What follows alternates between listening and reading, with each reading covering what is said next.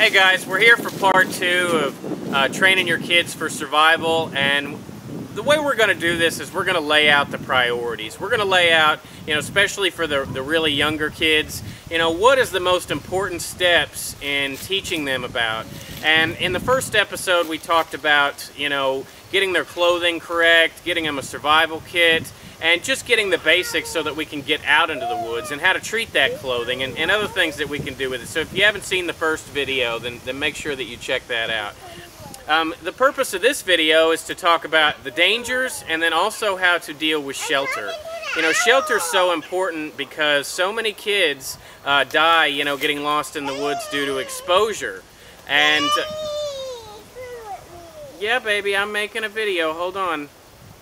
So, one of the biggest things that they're going to have to deal with if they ever get lost from you is the weather. So we've got to teach them about shelter, but there's a lot of other dangers out there, guys. We've protected them from the bugs by treating their clothing, and there's things like plants. We need to be mindful of the plants that are in our local area so that we can, tell our kids not to eat things and, not to try different things unless they're there and unless because plants can be one of the most deadly things to kids in a really short, manner, because they'll eat things that we'd never eat. And she's over there calling it out. So we need to be mindful of the plants that are in our area and educate our kids not to eat things that that they find in the woods unless we've trained them how to do that. I'm not going to get into a million different things that are dangerous, but because everybody's local area is different. But you need to be mindful of large animals, such as bears, mountain lions, and if those animals are in the area, what to do if your child encounters them. And you need to prep your kid. If there are animals like that in the woods, then you need to maybe even give them a little mace bottle or something like that that they can only carry with them and use in emergency. But there's a million different options. But really the important thing that we're going to talk about here today is shelter. And we're going to move on to shelter and show you how to throw some improvised things together. That's Daddy's shelter. Yeah, that's Daddy's survival shelter. Does it keep you warm? Yeah, keeps you real warm. I built a big fire in it. What are you doing? You want to see in Daddy's... That's called a wiki up. It's like a teepee. What's that? It's a wiki up. Can you say that?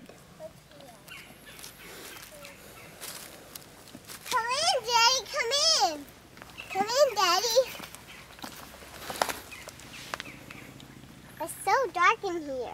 I know, Daddy has fires in here. Can you go get fire?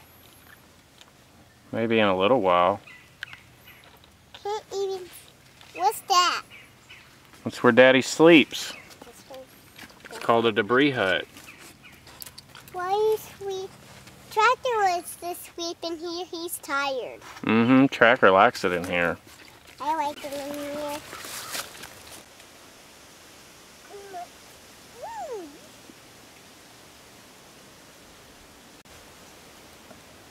So after we've taught our kids about danger areas, then we've got to teach them how to protect themselves from the elements. Not only with things like a poncho, but they need to be able to make shelter. Whether it be an improvised shelter from the land or just something they throw together for with a poncho or something like this.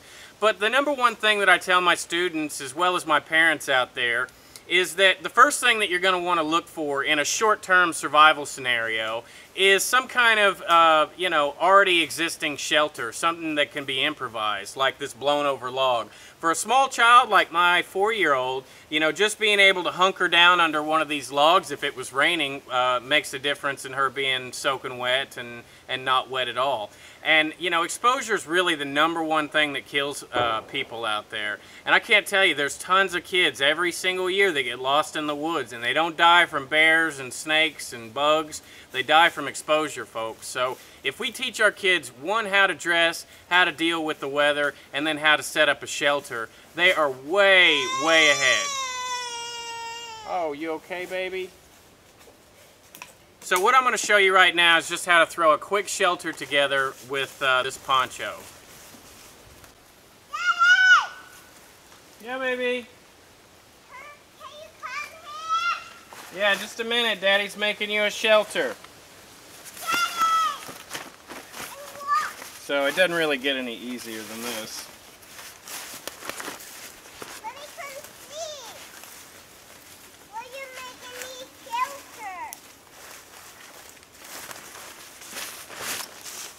Why are you gonna make me shelter?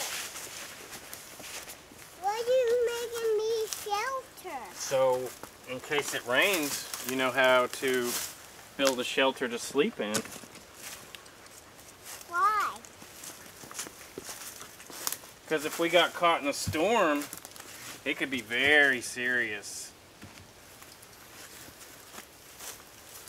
I want to make a shelter. You remember how you were cold earlier when the wind was blowing? Yeah. Can you imagine how much colder you'd be if you were wet? So just teaching something as simple as this, just tossing a tarp up over the top of a log or a rock or anything that'll get them out of the weather and keep them dry. You know, you've got to stay dry. I can't say that enough. If you get wet, you get in trouble. So just a quick little shelter, taking 5 minutes to teach your kids how to do something like this might make the difference in life and death. Love you. I want to build a shelter. Hey, that's my rain jacket. Oh man, look at that shelter you're in. It's like a fort under there. Come on, Daddy. I can't fit, I'm too big. All right, guys, so I can't say this enough. This little shelter right here that you could literally teach a 4-year-old has saved my life. I was up in, a box canyon up in Montana, stuck in a hailstorm under one of these burnout logs like this, and I threw a tarp over it, and it could have meant the difference of hypothermia and not. So just a simple little technique like this that doesn't take any time or really any investment, $5 poncho from the store, and a little bit of your time, and it might make the difference in your child surviving a wilderness, survival scenario or not. So we covered dangers and we covered shelter.